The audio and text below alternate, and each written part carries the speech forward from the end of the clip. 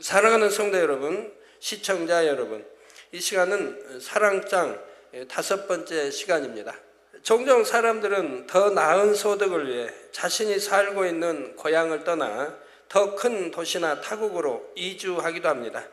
이때 많은 사람들이 많은 돈을 벌어서 언젠간 다시 고향으로 돌아오리라 다짐하지요. 자녀들의 교육이나 사업 때문에 귀향하는 것이 쉽지 않은 경우 노후라도 그리운 고향에서 보내길 원하는 것입니다. 타향살이가 좀 고되더라도 이런 꿈이 있게 조금이라도 더 모으기 위해 열심히 일하고요. 주님을 믿는 우리도 이와 비슷합니다. 객지 같은 이 세상에서 잠깐 머물며 우리의 진정한 고향인 천국에서의 영원한 삶을 준비하기 위해 살고 있지요. 더구나 지금은 그 본향집으로 돌아갈 날이 얼마 남지 않은 때입니다. 그러니 더 힘껏 충성하여 어찌하든 조금이라도 더 좋은 처소를 예비하고 많은 상급을 쌓아 준비해야 하지요. 또한 반드시 아버지 하나님께서 계신 본향집 새 예루살렘으로 돌아가야 하는데, 그러기 위해서는 고린도전서 16장 14절에 너희 모든 일을 사랑으로 행하라 말씀하신 대로 아버지 하나님의 나라를 위해 충성하고 헌신하되 모든 것을 사랑으로 행해야 합니다. 사랑으로 행하지 않은 것은 상급이 될 수 없으므로 아무 유익이 없기 때문이지요. 이처럼 진실한 사랑으로 충성하고 헌신하려면 신속히 마음 안에 영적인 사랑을 이루어야 합니다. 그러므로 이 시간 말씀을 들으시고 여러분 모두가 신속히 영적인 사랑을 이루어 모든 일을 사랑으로 행하셔서 행한 대로 갚아주시는 아버지 하나님께 많은 상급을 받으실 수 있기 바랍니다. 그래서 천국의 영원한 삶을 더 행복하고 풍요롭게 누리실 수 있기를 주님의 이름으로 축원합니다. 여러분, 하나님의 사랑을 받으시면요, 우리 주님의 이름 까닭에 어떤 핍박을 받았다든가 주님의 이름 까닭에 고난을 받았다든가 한다면 하나님은 반드시 위로차 여러분에게 축복을 주십니다. 사랑하는 성도 여러분, 여러분은 가난이나 질병, 재난, 기아 등으로 고통받는 이웃을 위해 돈이나 물건으로 구제해 본 적이 있으신지요? 또 구제를 한 후에 느껴지는 뿌듯함으로 얼굴에 살며시 미소가 떠올랐던 경험이 있으십니까? 아마 여러분 중 대부분이 이런 경험을 갖고 계실 것입니다. 그런데 만약 여러분이 구제하는 것을 아무도 알아주지 않는다 해도 동일하게 이런 뿌듯함을 느끼시겠는지요? 예라고 담대히 대답할 수 있다면 여러분의 구제는 진정한 사랑이 담긴 참된 구제라 할 수 있을 것입니다. 그런데 구제란 자신의 것을 희생하여 이웃을 돕는 것인데 참되지 않는 구제도 있나요? 하고 물으실 분들이 계십니까? 오늘 본문 고린도전서 13장 3절 말씀에 보니 내가 내게 있는 모든 것으로 구제하고 또 내 몸을 불사르게 내어줄지라도 사랑이 없으면 내게 아무 유익이 없느니라 말씀하신 대로 물론 있습니다. 그러면 어떻게 자신의 일부도 아닌 자신에게 있는 모든 것으로 구제하는데도 사랑이 없을 수가 있을까요? 예를 들어 어떤 사람이 어마어마한 액수의 돈을 들여 구제를 했다고 해봅시다. 그런데 아무도 이를 알아주지 않자 서운한 마음이 듭니다. 이 구제를 과연 참되다 말할 수 있겠는지요? 그리고 만약 어떤 사람이 최선을 다해 어려운 이웃을 구제했는데 별로 감사해 하는 것 같지도 않고 오히려 더 많은 것을 요구하고 나옵니다. 저는 이런 일을 참 많이 겪었어요. 구제했더니 다음에 또 손 벌리고 또 더 도와달라고, 이런 일들을 참 여러 번 겪었습니다. 자, 이럴 때 어떻게 그럴 수가 있나? 내가 무엇하러 그렇게 힘써서 구제했던가 하고 서운해하며 후회한다면 애초에 그 구제는 아무 조건 없는 사랑으로 한 것이라 할 수가 없지요. 이처럼 아무리 자신의 전부를 내어주는 구제를 했다 해도 선으로 하고자 했던 처음 마음이 변질된다면 그 구제는 참 사랑으로 행한 구제라 할 수가 없다는 사실입니다. 보통 연말이 되면 많은 단체나 개인들이 방송사나 신문사를 통해 불우이웃을 위한 헌금을 기부합니다. 어떤 이들은 많게는 억대의 성금을 기부하기도 하죠. 오늘날은 100억대까지도 하는 데도 혹여 있긴 있죠. 그런데 기부자의 실명이 공개되지 않는다고 해도 변함없이 구제를 할까요? 아마 그렇지 않은 경우가 많을 것입니다. 저희도 작년 수해 이런 했으면 구제 안 했나요? 언론 신문사에도 있고 했지요. 그렇지만 여러분들에게 공포도 안 했죠. 물론 모든 기부자가 다 그렇다는 것은 아니지만 때로는 자신들의 이름이 기부자 명단에서 빠진 것을 방송사나 신문사에 항의하는 경우도 있다고 합니다. 세상 사람들만 그런 것이 아니라 주님을 믿는다 하는 이들 중에도 내가 직분자요 이만큼 사랑이 많은 사람임을 드러내고자 형식적인 구제를 하는 경우도 있는 것입니다. 이런 구제는 아무리 자신의 물질과 시간 등 모든 것으로 구제했다 해도 정작 중요한 사랑은 없고 형식만 있으므로 행한 것에 대해 축복과 상급을 받을 수가 없습니다. 마태복음 6장 1절에서 2절에 보면 예수님께서도 사람에게 보이려고 그들 앞에서 너희 의를 행치 않도록 주의하라. 그렇지 아니하면 하늘에 계신 너희 아버지께 상을 얻지 못하느니라. 그러므로 구제할 때 외식하는 자가 사람에게 영광을 얻으려고 회당과 거리에서 하는 것 같이 너희 앞에 나팔을 불지 말라. 진실로 너희에게 이르노니 저희는 자기 상을 이미 받았느니라 하고 말씀하셨지요. 구제하고 드러내고 자랑하려고 하면 이미 사람들에게 칭찬과 다 받았다 이 말. 그래서 하늘나라에서는 줄 것이 없다 이 말입니다. 이처럼 사람에게 영광을 받으려고 외식함으로 구제하면 구제하는 그때 사람에게 칭찬을 받을 수는 있어도 장차 하나님께는 받을 상이 없다는 것이지요. 우리가 먹으나 입으나 마시나 영광은 오직 하나님께 돌려야 되는 거 아시죠? 그런 구제는 하나님을 위한 것도 이웃을 위한 것도 아닌 자신을 위해 한 것이므로 아버지 하나님 편에서 상을 주실 명목이 없기 때문입니다. 그렇기 때문에 사랑이 없으면 아무리 자신의 모든 것을 내어주는 구제라 할지라도 아무 유익이 없다 말씀하시는 것이죠. 이런 형식적인 구제를 하는 사람은 칭찬을 받을수록 그 마음이 점점 높아질 뿐이고 더 나아가 계속해서 이생의 자랑을 취해 나갑니다. 하나님께서 만약 이런 사람에게 축복을 주신다면 자신을 하나님께 합당한 사람으로 여길 수도 있지요. 그러면 마음의 할례를 해 나가지 않으므로 결국 자신에게 해가 될 수도 있다는 사실입니다. 여러분 아무리 충성봉사해도 마음에 할례하지 않으면 하나님과는 상관이 없는 거예요. 충성봉사가 믿음으로 한 것도 아니기 때문에 하나님과는 상관이 없어요. 마음에 할례하면서 충성봉사할 때 그 행함이 믿음으로 하는 것이기에 그것이 상이 되고 축복이 가는 거예요. 그래서 마음에 할례하지 않고 열심히 충성하고 하면 제가 지금까지 지켜본 그런 분에게 보이는 축복은 주신 것을 봅니다. 그러지만 그 축복이 이제 어떠한 경우에 자기 유익을 쫓아 하나님 멀리한다든가 여러 문제가 생길 때는 거두어지는 것을 보게 돼요.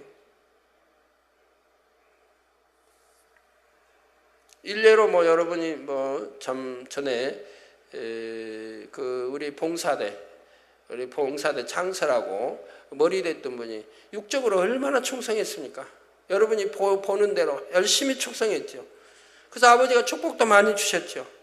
부채도 갚아주시고 부도 나서 감옥에 갈 거 다 해결해 주시고 다 이렇게 축복을 주셨어요. 그랬더니 마음에 할례하지 않으니까 결국은 이제 배신으로 98년도에 나오는 걸 보고 99년도 그러고 나서 그 뒤로 하나님이 외면하셔 모든 사업터가 불타버리고 그리고 병들어버리고 그래서 서울을 떠나야 하고 이렇게 망해버리는 걸 볼 수 있지 않습니까? 우리 재단에 오기 전에는 그 부인 되신 분이 자결하려고 했습니다. 자살하려고요. 도저히 못 살겠으니까. 그런데 우리 교회 와가지고 이제 안정을 찾고 또 부채도 갚고 축복도 받아나가고 이렇게 했던 가정이, 그러니까 마음의 할례는 안 하고 육으로만 충성했다면, 그러니까 충성한 현재는 복을 주셨지만 이제 그 마음이 변개했을 때, 재단을 떠났을 때 모든 것이 무너져 버리는 것을 볼 수가 있습니다. 그 병들어 버리고요. 그래서 마음에 할례하지 않으면 하나님과 상관이 없는 거예요. 눈에 보이게 좀 충성했으니까 그때는 주신다 이 말입니다. 그렇지만 그러나 영원한 축복이 아니라 이 말입니다. 그가 마음을 변개해서 할례하지 않으니까 마음을 변개할 때가 오죠. 그럴 때는 다 무너져 버리고 만다 이 말입니다. 그렇기 때문에 아버지 하나님 편에서는 아무리 축복을 주고 싶어 하셔도 주실 수가 없습니다. 오히려 주시면 오히려 그것이 망하는 길로 가게 된다 이 말입니다. 축복을 받아, 육적인 축복 받으면 오히려 하나님을 등지고 멀리하고 충성이 식어지고 하게 된다 이 말입니다. 그러면 진정한 사랑으로 하는 참된 구제는 과연 어떤 구제일까요? 예수님께서는 마태복음 6장 1절에서 2절에 외식에 대해 엄히 경계하신 후 3절 4절에 너는 구제할 때 오른손에 하는 것을 왼손이 모르게 하여, 한 몸에 달려있는데 오른손이 하는 것을 왼손이 모르게 하라고 하면 과연 어떠한 말씀이겠습니까? 내 구제함이 은밀하게 하라. 은밀한 중에 보시는 너희 아버지가 갚으시리라 말씀하시며 어떻게 구제해야 하는지를 가르쳐 주십니다. 바로 은밀하게 하라 말씀하시죠. 자, 그런데 혹여 여러분들 중에 그럼 구제한 것이 남들에게 알려지면 상을 받을 수 없다는 것인가? 구제한 것을 밝히면 무조건 진실치 못한 구제인가? 하고 오해하실 분이 계신지요? 오른손에 하는 것을 왼손이 모르게 하라는 것은 그런 의미가 아닙니다. 그래서 오른손에 하는 것을 왼손이 모르게 하라는 것은 그런 의미가 아닙니다. 바로 남에게 보여 칭찬받으려고 구제하는 일이 없도록 칭찬받기 위해서, 또 나는 이런 사람이다, 나를 알아달라, 나는 이렇게 선을 베푸는 사람이다, 그런 마음으로 하지 않도록, 구제하는 일 없도록 그만큼 자신의 마음을 철저히 지키라는 의미이지요. 오직 마음에서 우러나는 진실한 사랑으로만 이웃의 유익만을 위해 구제하라는 말씀인 것입니다. 이처럼 이웃을 사랑하여 구제하는 사람은 누가 알아주든 알아주지 않든 상관하지 않습니다. 자기 드러내려고 하고 알리려고 그래서 구제한 게 아니니까요. 구제를 함으로써 이웃의 형편이 나아진다면 그것이 기쁜 것이지, 선행이 드러나 남들에게 칭찬을 받으면 오히려 민망하게 여기죠. 주님으로부터 값없이 받은 은혜가 너무나 크기에 어찌하든 자신도 베풀기 원하는 마음이기 때문입니다.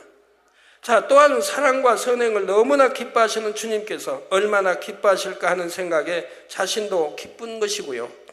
더구나 은밀한 중에 보신 아버지 하나님께서 행한 대로 축복과 상급으로 갚아주실 것을 믿게 더욱 행복합니다. 아버지 하나님께서 가장 기뻐 받으시는 구제는 이처럼 자신이 드러나는 것과 상관없이 하나님과 이웃을 위해 구제할 수 있는 것만으로도 감사하며 참 사랑으로 행하는 구제라는 사실입니다. 아버지 하나님께서는 잠언 15장 3절에 여호와의 눈은 어디서든지 악인과 선인을 감찰하시느니라 말씀한 대로 아무리 은밀히 행하는 선행이라도 놓치지 않으시고 반드시 축복과 상급으로 갚아주십니다. 그러니까 여러분 어찌하든 선행해야 돼요. 선을 행해야 돼요. 당장 지금 유익이 안 된다, 지금 당장 손해를 본다 해도 선행을 행해야 돼요. 그럼 아버지가 보고 계신다 이 말입니다. 내가 악한 생각, 악한 행함, 또 유익을 위해서 어떤 악한 행동이 나왔다면 하나님은 보시되 너는 악인이다 하신다 이 말. 악인이다 하시면 하나님이 너는 내 아들이다, 내 백성이다 라고 하시지 않는다 이 말입니다. 너는 마귀의 자녀다 하신다 이 말입니다. 그러나 선한 일을 했을 때는 그래 너는 참 내 아들이다, 딸이다, 또는 넌 내 백성이다, 하늘의 백성이다 라고 인정하신다 이 말입니다. 그럼 하나님이 어느 손 들어주겠어요? 선한 선인 손 들어주죠. 어떤 어려움이 닥쳤을 때, 어떤 문제가 있을 때, 막힘이 있을 때 하나님이 기도에 응답하시고 풀어주시죠. 선한 행함을 봤으니까. 선한 마음을 봤으니까 항상 선한 편에 하나님이 서 계신다 이 말. 전지전능하신 하나님 무엇을 못하십니까? 이 하나님이 선한 자의 손을 들어주신다 이 말. 그러니까 불통이 형통하게 되고 형통은 더 형통하게 되는 것이죠. 이건 진리에 영원히 변치 않는 참 진리인데도 이거 하나를 여러분들이 행치 못하는 분들이 너무나 많이 있다 이 말입니다. 그러니 믿음이 없다는 거죠. 믿는다고는 해도 참 영적인 믿음이 없기 때문에 당장 눈앞에 보는 유익만 쫓아간다 이 말입니다. 내가 손해를 얼마나 본다 할지라도 정말 이것이 선이라면 선을 택해야 할 터인데 그러지 못한다 이 말이에요. 그리고 나는 기도하는데 왜 하나님이 축복 안 해주시나? 나는 이만큼 충성하는데 왜 축복 안 해주시나? 라고 말하는 분들도 있는 거지요. 사도행전 10장에 나오는 고넬료는 이런 축복을 받은 대표적인 인물이죠. 그는 이방인이랄지라도 하나님은 이방인이랄지라도 안 입으십니까? 다 지켜보지요. 66억의 모든 인구 하나님이 하나하나 다 지켜보시는 겁니다. 사도행전 10장 2절에 그가 경건하여 온 집으로 더불어 하나님을 경외하며 백성을 많이 구제하고 하나님께 항상 기도하더니 한 대로. 그가 경건하여, 즉 하나님이 믿는 백성이 아니라 이 말입니다. 그런데도 그가 경건하여 온 집으로 더불어 하나님을 경외하며, 이게 본인뿐이 아니라 가족까지 다 하나님을 경외한다. 하나님을, 그가 경건하여 온 집으로 더불어 하나님을 경외한다. 중심으로 영으로 사랑해봐요. 가정 왔을 때 부모가 중심으로 하나님을 첫째로 사랑하니까, 그러니까 그 자녀들이 아주 바르게 자란다 이 말입니다. 아들도 딸도 아주 바르게 자라요. 정말 하나님을 사랑하고 부모도 사랑하고 목자도 사랑하고 바르게 자란다면, 그 딸 중에 아까 여기 예수 선교단에 여기 아까 좀 무용도 하던데, 부모가 정말 중심에서 하나님을 사랑하면 자녀들도 따라가는 거예요. 세상 바라보지 않고요. 부모의 그 영향력을 직접 받는 거죠. 그 부모들은, 오늘 다교장실 왔던 가족의 부모들은 첫째로 하나님을 사랑한다 이 말입니다.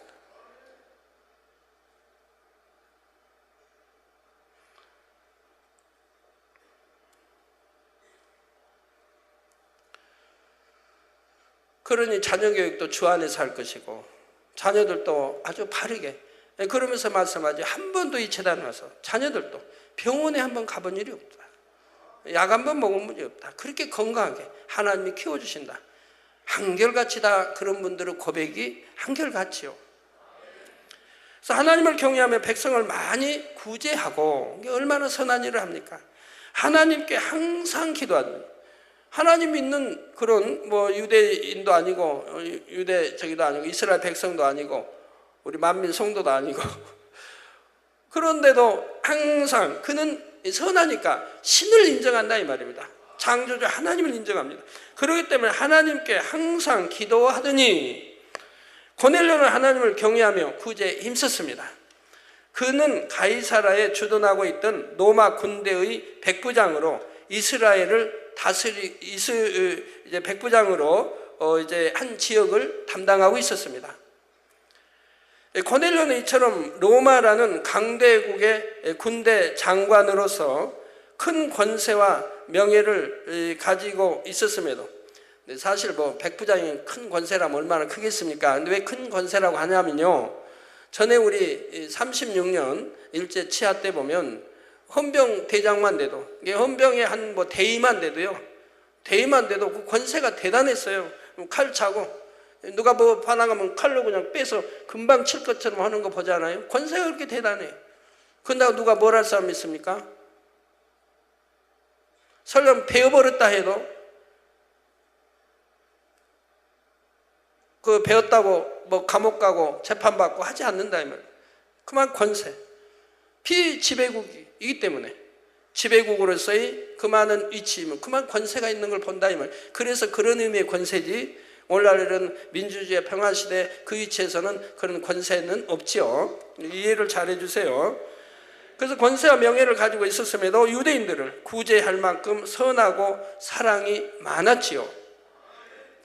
이런 고넬료를 기뻐하신 하나님께서는 베드로를 주관하셔서 고넬료가 복음을 듣게 하시고 이방인으로서는 최초로 성령을 받도록 하셨습니다. 자신은 물론 그의 가족과 친구들까지 구원을 받았죠. 그들의 영향하에 있는 가족들, 일가 친척, 친구들까지 또 하나님을 경외하고 사랑하는 이런 사람들이 됐다 이 말이에요. 그러니 그들에까지 전부 축복이 가는 것을 볼 수가 있더라 이 말입니다. 마치 작은 보석이 많은 모래들과 섞여 있어도 빛이 비치면 보석의 강렬한 반짝임으로 인해 수많은 모래알 속에서 보석이 드러나듯이 진실한 선과 사랑을 가진 자녀는 아버지 하나님의 눈에 확연히 보이게 된다는 사실입니다.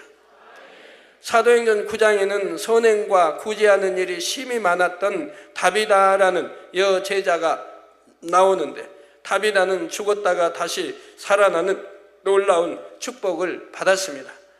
다비다의 선행과 구제가 얼마나 진실했던지 베드로가 다비다의 시체를 누인 곳에 다다르자 39절 후반절에 모든 과부가 베드로의 곁에 서서 울며 도루가가 즉 다비다가 저희와 함께 있을 때 지은 속옷과 겉옷을 다 내어 보이거늘 한대로 다비다의 선행을 말하며 다비다의 죽음을 진심으로 안타까워했습니다. 즉 선행을 많이 베풀었다 이 말입니다.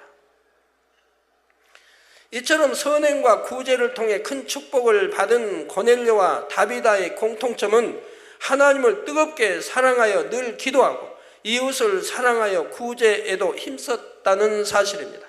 즉 선한 마음을 가졌고 행함으로 보여주었지요. 이러기 때문에 죽은 자였더라도 많은 이들이 지금 이 여인에 대해서 지금 칭찬한다 이 말이에요. 이렇게 선한, 이렇게 선을 베풀었고, 그러니까 감동함을 받은 베드로가, 감동을 받았다면 성령이 역사를 한 거죠. 베드로가 기도해 주니 살아났다 이 말입니다. 이스라엘도 소경이 참 많았습니다. 문둥병자도 많았습니다. 그런데도 문둥병자 하나도 치료받지 못했다 이 말이에요. 성경에 나오잖아요. 오직 이방인 나만 장군만 치료를 받았다 이 말입니다. 하나님의 능력의 총계. 왜 그랬냐고 나오지 않습니까? 우리 주님 말씀하잖아요. 그렇게 치료받을 만한 그는 선한 마음이고, 그리고 하나님을 경외할 수 있는 사람이고, 그런 행함, 그렇기 때문에 거기는 하나님의 선지자를 통해 치료해 줬는데, 그 당시에 문둥병자 많아도 다른 사람은 치료받지 못했다 이 말. 이렇게 하나님이 치료하는 이유가 있다면, 소경들도 많았습니다. 그러나 다 치료받은 게 아니죠. 소경일지라도 반드시 주님 앞에 나와서 강청했을 때 치료가 받았습니다. 멀리 떨어져 있는데 부모가 대신하여 내 아들이 소경이니 기도해 주세요. 그래서 치료받았나요? 아닙니다. 그건 치료하지 않는다 이 말이에요. 본인이 믿음으로 나와야 된다 이 말이에요. 그리고 그 본인이 믿는다고 소경이 눈 뜬 게 아닙니다. 그가 정말 선한 자여야 한다 이 말이에요. 그래서 성경에 보면 이 소경이 눈 떴을 때 얼마나 그 마음이 선합니까?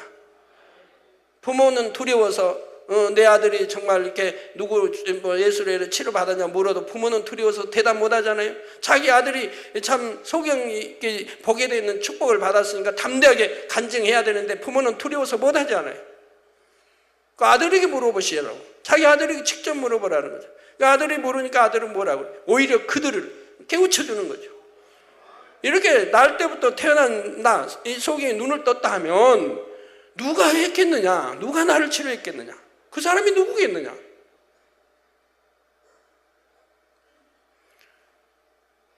어찌하여 그걸 내게 묻느냐? 날 때부터 참 소경된 사람이 눈을 떴다는 말은 들어본 적이 없다 이 말입니다. 그런데 내가 눈을 떴다 하면, 내가 본다 하면 그분이 누구겠느냐? 라고 오히려 그들에게 질문을 합니다.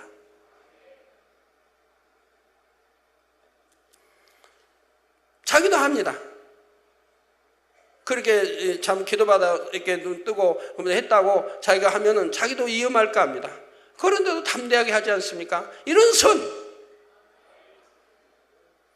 변개하지 않는 참 진리, 이런 선, 이런 선을 가진, 그리고 믿음을 가지고 소경이도 나왔으니 기도해서 치료받은 것이라 이 말입니다. 그렇지 다 받은 게 아니라, 주님 앞에 나온다고 다 해준 게 아니라 이 말. 근데 오늘날 보면 우리 성도들 내 아들이 어디 다리가 다쳤으니 기도해 주세요. 본인은 왜 못 오나요? 본인이 믿음으로 와서 기도를 받아야 바로 역사가 되는 건데, 본인이 믿음이 없으니까 본인은 못 오고, 내 남편이 이렇게 기도해 주시면 나을 줄 믿습니다. 본인이 남편이 믿음이 있다면 직접 나와서 기도 받을 거 아닙니까?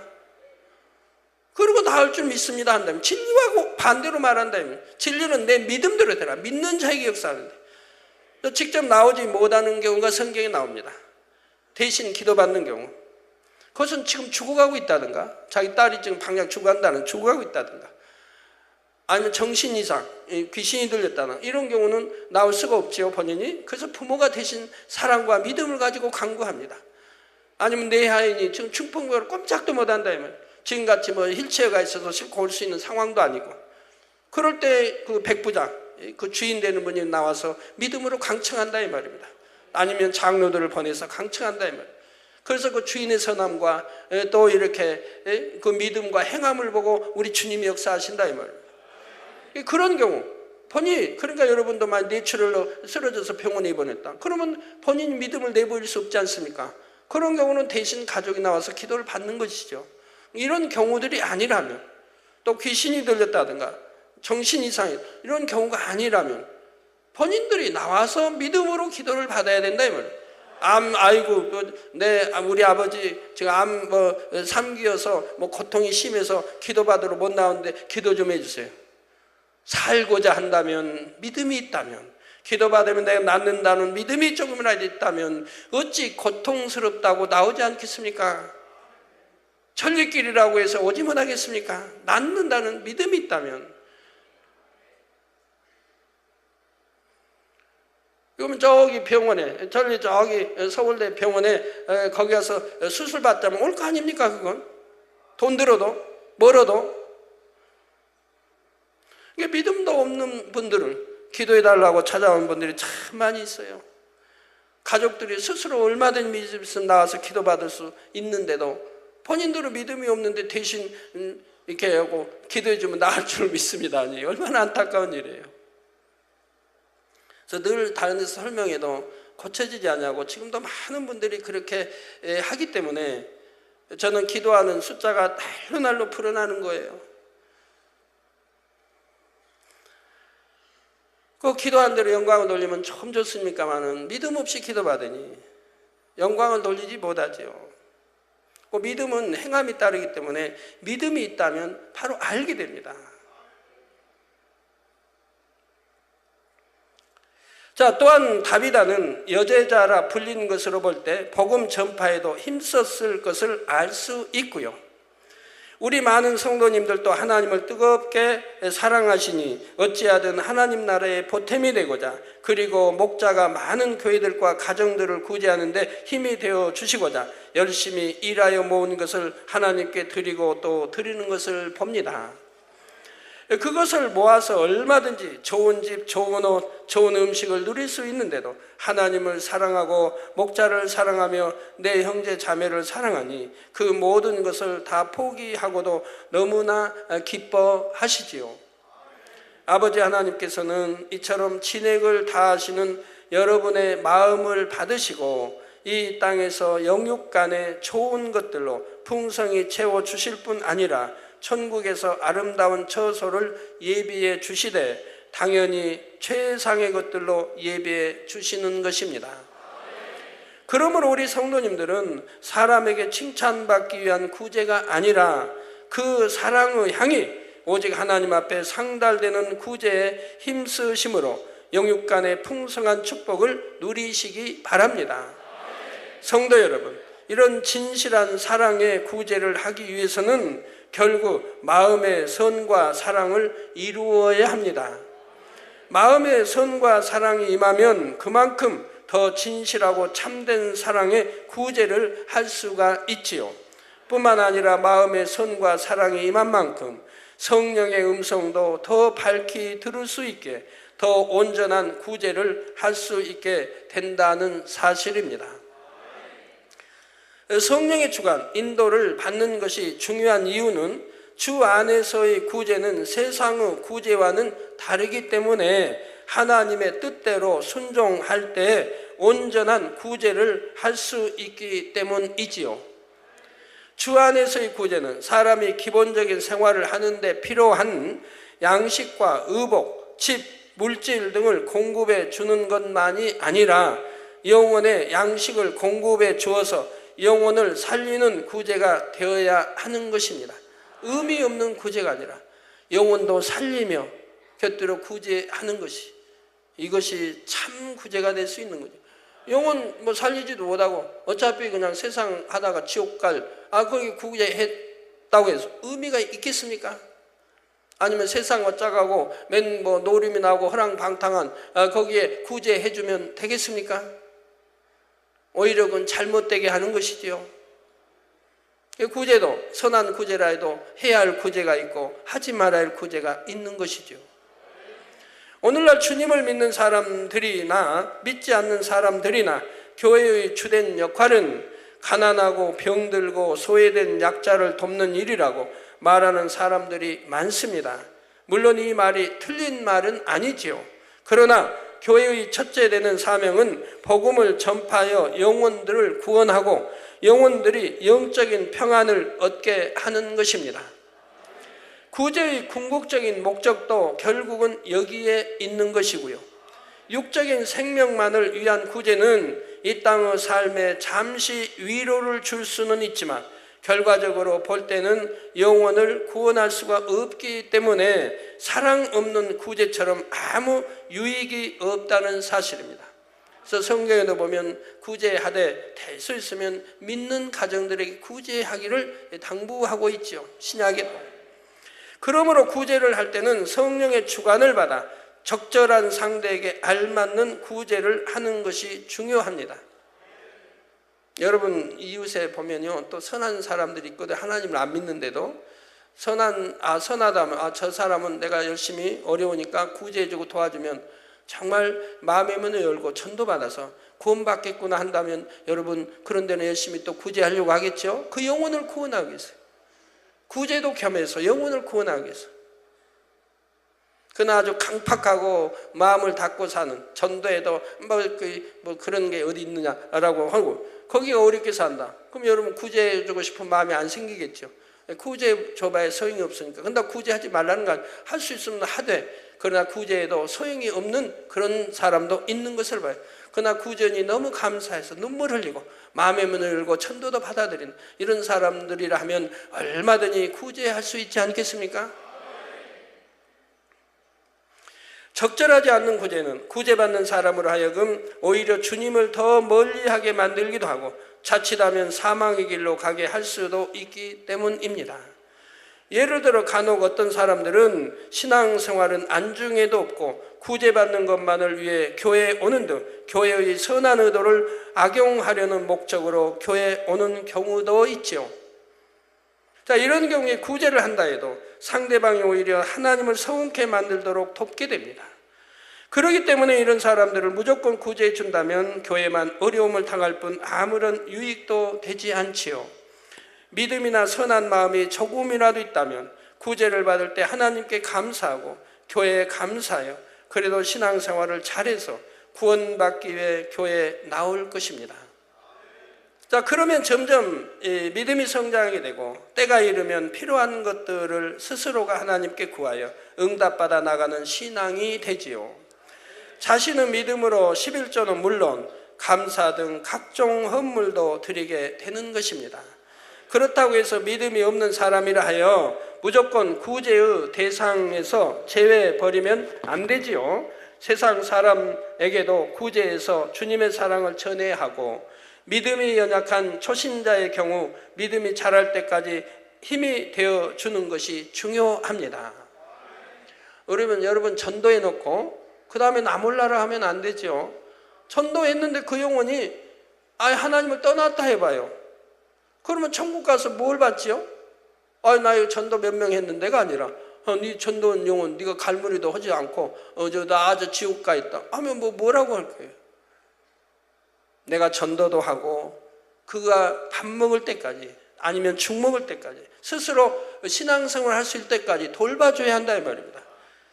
네, 그래서 이렇게 내가 전도했어도 끝까지 돌볼 줄 알아요. 끝까지라니까 그냥 5년 10년 그것이 아니라 열심히 돌봐서 스스로 교회 나올 수 있을 때까지. 스스로 교회. 이제 내가 끌어 이렇게 다니지 않아도 스스로 교회 나올 수 있을 때까지는 돌봐줘야 된다 이 말입니다. 그래서 믿음이 연약한 초신자의 경우 믿음이 자랄 때까지 힘이 되어주는 것이 중요합니다. 믿음이 있는 성도님들 중에도 날 때부터 연약함이나 질병이 있어서 또는 갑작스러운 사고를 당해서 당장 스스로의 힘으로 살아갈 수 없는 경우가 있고요. 이런 분들이나 가족이 없이 사시는 연로하신 분들, 아동의 경우는 구제가 절실히 필요합니다. 어디는 또 가장 있죠. 소년 가장. 이런 경우라면 절대로 구제해 줘야 되지 않겠습니까? 학교 다니며 공부하면서 가장 역할을 하고 있으니 이런 데는 절대적으로 구제를 해야 할 것이고, 학교에 대한 학비도 이렇게 대주어야 할 것이고요. 다만 여기서 말씀드리고자 하는 것은 한 영혼에게 있어서 가장 중요한 것이 무엇인지를 깨달아 영육간에 유익을 주는 구제를 해야 한다는 것입니다. 막무가내로 구제하고 내가 돈 있다고 아무데나 구제하고 하는 것이 아니라 잘 분별하여서 구제도 해야 된다 이 말입니다. 자, 이러한 구제는 영적인 사랑이 있는 만큼, 영혼을 위해 간절히 기도하는 만큼 임하는 선의 지혜를 받을 때 더 잘할 수 있는 것이고요. 그렇기 때문에 하나님의 자녀들은 어찌하든 한 영혼이라도 더 구제하기를 힘쓰되 자신의 생각이나 사람에 대한 정에 이끌려 맹목적으로 구제해서는 안 됩니다.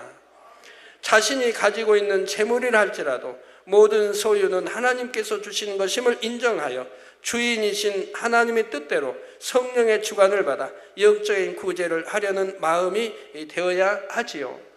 우리 성도님들 중에는 어려운 중에 이 재단에 오셨다가 믿음 안에 열심히 살아감으로 질병과 가난에서 벗어나 지금은 큰 축복을 받아 나가는 분들이 많지요. 구제를 받음으로써 가정도 복음화되고 화목해져서 가정 모두 주님의 일에 충성함으로 축복받아 나가는 가정들도 많고요. 이제는 축복받아 이전에 졌던 사랑의 빛을 갚는다는 심정으로 오히려 어려운 분들을 구제하고 계신 분들이 많이 있습니다. 이 얼마나 행복한 일입니까? 더구나 본 재단에는 축복과 응답의 비결을 밝히 알려드리는 생명의 말씀이 있고 권능이 있습니다. 그래서 어떤 막막한 문제라도 중한 질병이라도 해결을 받고 치료받을 수 있으니 더욱 소망이 넘치지요. 저 또한 7년간의 질병으로 건강도 가정의 화목도 물질도 다 잃고 절망 속에 있을 때 주님을 만났습니다. 주님 앞에 나가 무릎 꿇는 순간 모든 질병을 치료받았고 말씀 안에 살아감으로 축복이 임하니 산더미 같은 부채도 다 갚을 만큼 많은 축복을 받았지요. 가정도 화목해지고 모든 부채가 사라졌을 뿐 아니라 이제는 예전에 저와 같이 가난한 사람, 질병 있는 사람, 갖가지 불행한 일로 고통받는 많은 영혼들을 구제하는 사람이 되었다는 사실입니다. 제가 주의종으로 부름받기 전에 훌륭한 장로가 되어서 축복받아서 이렇게 가난하고 소외되고 불쌍한 사람들 도와야겠다 하고 늘 기도 제목이었어요. 그런데 주의종으로 부름받으니까 제가 그런 질문을 하나님께 했죠. 내 기도는 이렇게 항상 훌륭한 장로가 되어서 축복받아서 가난하고 소외되고 이런 사람들을 구제하려고 항상 기도해 왔는데 이제 주의 종으로 부르시니 그것도 가장 답답한 것은 기억력도 없고 이제 그 나이에 공부한다는 것도 그렇고 그래서 이제 그런 그래서 불순종하겠습니다 그런 뜻은 아닌데 그래서 그런 질문을 하면서 아버지 하오나 이 하나님이 저에게 종으로 부르신 말씀을 다시 한번 저에게 주시면 그래서 확증하기 위해서요. 다시 주시면 제가 무조건 아멘하고 가겠습니다. 물론 아멘은 했지만 마음 중심에서 내가 확고한 신념이 있어야 되기 때문에 하나님이 종으로 불렀다는 확고한 신념이 있어야 되기 때문에 제가 이제 그런 질문을 했죠. 그리고 거기에 대해서 응답받기 위해서 참 그런 근 100일간을 산으로 헤매 다녔던 거죠. 산마다 다녔죠. 응답받기 위해서, 친히 음성을 듣기 위해서. 그러다가 결국 집에서 철회하다가 음성을 듣게 되었다고 말씀드렸죠. 그래서 제가 꼭 장로만 되어 축복받아서 이렇게 구제하고 오는 줄 알았지 주의 종이 돼가지고 구제한다는 생각은 못했어요. 왜? 주의 종들 들어보면 한결같이 가난하니까. 가난하고 그냥 끼니도 어렵고 자녀들 대학교도 못 보내고 이런 것만 늘 보고 들어왔기 때문에 주의 종은 그냥 가난한가 보다 하고만 생각해서 제가 그런 기도를 올리게 된 거죠. 내 기도는 지금까지 이렇게 왔는데 주의 종으로 부름받으니까 이제 그 기도했던 제목을 이룰 수 없다고 생각한 거죠. 근데 하나님은 그게 아니지 않습니까? 제가 주의 종의 길로 가니까 오히려 더 마음껏 구제할 수 있는 길을 열어주시고 축복해 주지 않습니까? 구제할 대상도 정확하게, 예? 또 마음껏, 예, 우리 성도뿐이 아니라 지교에도 해외까지도 마음껏 구제하고 또 마음껏 선교할 수 있도록 이렇게 축복해 주지 않았습니까? 그래서 제 장로가 되어 이렇게 이러한 선한 일을 하겠습니다 하고 기도했던 것들이 결국 주의 종으로 부름 받았어도 그보다 더 넘치게 할 수 있도록 역사해 주시더라 이 말입니다.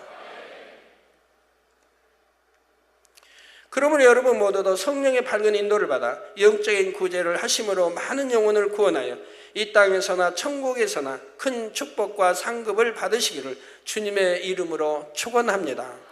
그런데 한 가지 더 말씀드리면 이웃을 위해 구제할 때뿐 아니라 아버지 하나님께 드리는 모든 예물도 사랑이 없으면 아무 유익이 없다는 사실입니다. 짐승을 잡아 제사를 드리던 구약시대에는 여호와께서 제물을 불에 사를 때의 향기로운 냄새를 흠양하신다는 표현이 많이 나옵니다. 이는 영적으로 예물에 담긴 정성과 사랑을 받으신다는 의미이지요. 이처럼 아버지 하나님께서는 예물 자체보다 예물을 드리는 사람의 마음의 향을 받으시는 것입니다. 마가복음 12장에는 중심의 향을 담은 예물을 드림으로 예수님께 칭찬받았던 한 과부가 나오지요. 이 과부가 자기 모든 소유, 그 생활비 전부였던 2렙돈을 성전에 연복기에 넣자 예수님께서는 더 큰 액수를 넣은 다른 사람들보다 이 과부가 가장 많이 넣었다 말씀하십니다. 렙돈은 당시 그리스도의 가장 작은 화폐 단위인데 2렙돈은 오늘날 우리 화폐 단위로 환산해 보면 참 아주 적은 돈입니다. 뭐 한 10,000원이 될까요? 그러나 2000년 전과 지금 환산할 수는 없지요. 물가가 모든 게 다르니까. 하지만 그 돈이 지극히 적은 돈이었다 이 말입니다. 예수님께서는 왜 많은 돈을 넣은 사람들이 아니라 2렙돈이라는 작은 돈을 드린 과부를 칭찬하셨을까요? 마태복음 6장 21절에 예수님께서는 내 보물이 있는 그곳에는 내 마음도 있느니라 말씀하셨습니다. 따라서 과부가 자신의 생활비를 전부 드렸다는 것은 과부의 마음 전부가 우리 하나님께로 향해 있다는 표현이 되지요. 과부는 결코 억지로나 사람을 의식함으로가 아닌 마음 중심의 사랑으로 행한 것이었습니다. 이처럼 예물을 바라보시는 아버지 하나님의 저울은 사람의 생각과 다르다는 사실입니다. 그러므로 여러분 모두는 11조와 감사헌금, 건축, 선교, 구제헌금 등 각종 예물을 드리실 때마다 이 정도면 되겠지 하는 적당한 마음이 아니라 그 무엇보다도 여러분의 마음과 사랑 전부를 담아 드리실 수 있기를 바랍니다. 사랑하는 성도 여러분, 결론 말씀드립니다. 마태복음 25장 34절 후반절에서 36절에 보면 우리 주님께서 심판 때 의인들에게 내 아버지께 복받을 자들이여 나와 창세로부터 너희를 위하여 예비된 나라를 상속하라. 내가 줄일 때 너희가 먹을 것을 주었고 목마를 때 마시게 하였고 나그네 되었을 때 영접하였고 벗었을 때 옷을 입혔고 병들었을 때 돌아보았고 옥에 갇혔을 때 와서 보았느니라 하고 칭찬하시는 장면이 나옵니다. 이 말씀을 들은 의인들은 우리가 어느 때 주님께 그리 행하였느냐고 묻지요. 오히려 의인들은 오히려 제가 언제 그런 일을, 선한 일을, 그렇게 주님을 그렇게 참 돕는 일을 했습니까? 라고 묻는다 이 말입니다. 그러자 주님께서는 내가 진실로 너희에게 이르노니 너희가 여기 내 형제 중에 지극히 작은 자 하나에게 한 것이 곧 내게 한 것이니라 하고 말씀합니다. 작은 자라고 해서, 권세가 없다고 해서, 명예가 없다고 해서, 가난하다고 해서 얕본 것이 아니라, 우습게 여긴 게 아니라 그런 자에게도 선을 베풀었다 이 말입니다. 이와 같이 여러분이 진실한 사랑으로 이웃을 구제하며 그 구제는 곧 우리 주님을 위해 한 것과 같고 이후에는 큰 칭찬과 상급을 받게 된다는 사실입니다. 그러므로 여러분 모두는 여러분 주변에 줄이고 목마르고 아파하는 영혼을 주님을 섬기는 마음으로 부지런히 돌아보실 수 있기를 바랍니다. 그래서 여러분의 선행과 구제가 잠시 잠깐 오면 사라질 이 땅이 아닌 하늘나라에 영원히 기록되어 빛나며 주님께 큰 칭찬과 상급을 받게 되시기를 주님의 이름으로 축원합니다.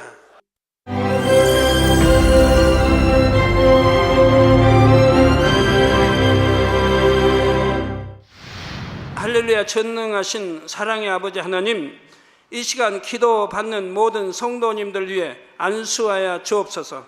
GCN 방송 시청자들이 인터넷과 화상을 통해 기도받는 지교회와 지성전 그리고 전세계 하나님의 자녀들 위에도 시공간을 초월하여 역사하여 주시기를 원합니다. 믿어지는 믿음을 주시고 부정적인 생각과 의심의 세력을 물리쳐 주옵시며 모든 시험 환난도 물리쳐 주옵소서. 머리부터 발끝까지 오장육부 뼈 마디마디 온몸의 신경 조직 세포 등 아픈 곳마다 성령의 불로 태우시고 근본의 빛으로 역사하여 주옵소서. 예수 그리스도의 이름으로 명하노니 원수마귀 사단 모든 질병 균 연약함아 물러가라. 빛이 임하라. 모든 불치 난치병도 성령의 불로 태워 깨끗하게 역사하여 주옵소서. 말라리아를 비롯한 모든 풍토병도 물리쳐 주옵소서. 감기, 기침, 열, 몸살, 독감 등 각종 유행성 질병도 다 물러가라. 어떠한 유행성 질병 균도 틈타지 않게 지켜 주옵소서.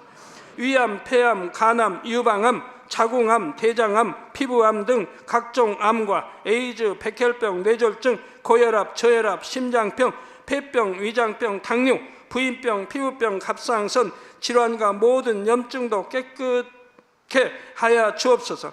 소아마비, 중풍, 관절염, 디스크도 온전케 하여 주옵소서. 요통, 두통, 신경통을 비롯한 모든 통증은 사라질지어다. 간질, 자폐증, 우울증, 조울증, 노이로제 등 모든 정신질환도 물러가라. 모든 마비된 것도 풀어지고 일어나 걷고 뛸지어다. 눈도 잘 보이게 하옵시고 귀도 잘 들리게 하여 주옵소서. 소경은 눈을 뜨고 기머거리는 들으며 벙어리는 말할지어다. 각종 사고 후유증도 깨끗게 하시고 부러진 뼈도 붙여 주옵소서. 화상 입은 것도 온전케 하옵소서. 화기야 물러가라. 열도 물러가라. 아버지 흉터도 나지 않게 역사해 주시기를 원합니다. 마약을 비롯하여 각종 약물과 독극물 중독도 깨끗함을 입을지어다. 죽은 신경과 세포가 살아나며 죽은 자도 살아나게 하여 주옵소서. 잉태의 축복도 주시기를 원합니다. 잉태 축복을 받으라. 예수 그리스도의 이름으로 명하노니 원수마귀 사단아 하늘 공중 곳에 잡은 악의 영들아 물러가라. 그의 사자들도 물러갈지니라. 이 땅의 악한 영, 더러운 영, 거짓되고 간사한 영, 이간질하고 미혹하는 모든 어둠들은 물러가라. 모든 흉악의 결박을 풀고 어둠아 물러가라. 빛이 임하라. 아버지 하나님, 부르짖어 기도할 수 있는 능력을 주시고 죄를 버리고 성결될 수 있는 능력을 주옵소서. 영혼이 잘됨같이 범사에 잘되게 하시고 가정의 복음화도 이루어 주시기를 원합니다. 한 주간도 모든 사고와 재앙으로부터 지켜주시고 불통이 없는 형통한 삶을 살 수 있도록 축복해 주옵소서. 성령의 불담으로 천군 천사와 주님의 불꽃 같은 눈동자로 모든 하나님의 자녀들과 가정, 일터, 사업터를 지켜주시기를 원합니다. 학생들에게 지와 명철을 더하시고 공부도 할 수 있는 뜨거운 마음과 열정도 더하여 주옵소서. 마음과 생각을 세상에 빼앗기지 않도록 지키시고 하나님을 뜨겁게 사랑하는 학생들로 축복하여 주옵소서. 하나님의 자녀들이 먹으나 마시나 입으나 무엇을 하든지 하나님 앞에 영광 돌리는 삶이 되게 축복하여 주시기를 원합니다. 나는 하나님을 만났노라, 체험했노라, 응답 받았노라, 축복 받았노라, 간증하는 입술이 되게 역사하여 주옵소서. 아버지 하나님 감사합니다. 홀로 영광 받으옵소서. 우리 주 예수 그리스도의 이름으로 기도하옵나이다. 아멘.